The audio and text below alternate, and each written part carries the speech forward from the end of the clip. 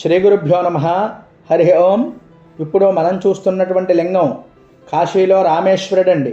కాశీఖండ ప్రకారం కాశీ క్షేత్రంలో మోక్షప్రాప్తికి ముఖ్యమైన యాత్ర ఏది అంటే పంచక్రోశ యాత్ర అంటారు.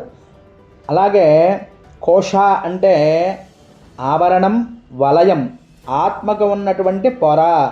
మనిషికి 5 కోశాలు ఉన్నట్లు వేదాంతం చెబుతోంది.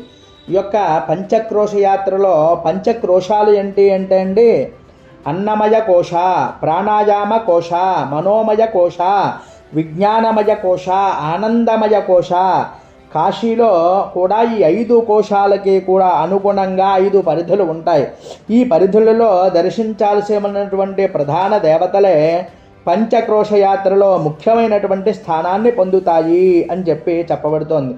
ఆ పంచక్రోశ యాత్రలో ప్రధానమైనటువంటి క్షేత్రాలు 5 ఏమిటి అంటే అండి, అవిముక్త క్షేత్రంలో విశ్వేశ్వరుడు, అంతర్గృహ క్షేత్రం, మధ్యమేశ్వర క్షేత్రం, భైరవ క్షేత్రం, రామేశ్వర క్షేత్రం.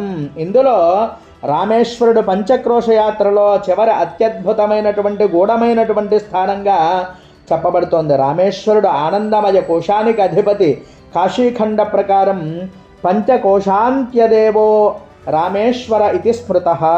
అంటే అర్థం, పంచక్రోశ యాత్రలో చివరి కోశానికి అధిపతి రామేశ్వరుడు. రామేశ్వరుడు జీవుడు అన్ని కోశాలను దాటి ఆనందమయ స్థితి చేరే ముందు రామేశ్వర దర్శనం తప్పనిసరి అని చెప్పబడుతోంది. ఇది కేవలం శివక్షేత్రమే కాదండి, కాశీ ఖండం స్పష్టంగా చెప్తోంది. లంక యుద్ధానికి వెళ్లే ముందు శ్రీరాముడు బ్రహ్మహత్య దోష నివృత్తికై కాశీలో ఈ రామేశ్వర లింగాన్ని ప్రతిష్ఠించాడు. అందుకే ఈ లింగానికి రామేశ్వరుడు అనేటువంటి నామాన్ని ఇచ్చారు. దక్షిణ భారతదేశంలో ఉన్న రామేశ్వరం మరియు ఉత్తర దేశంలో ఉన్న కాశీ రామేశ్వరుడు తత్వపరంగా ఏకమే. కాశీఖండ ప్రకారం రామేశ్వరుడు శివ విష్ణు ఐక్యతా స్వరూపం.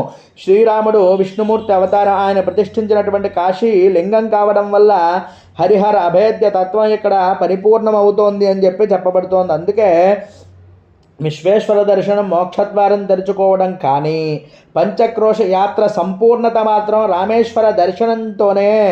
రామేశ్వర దర్శనాదేవ పంచకోశ ఫలం లభేత్.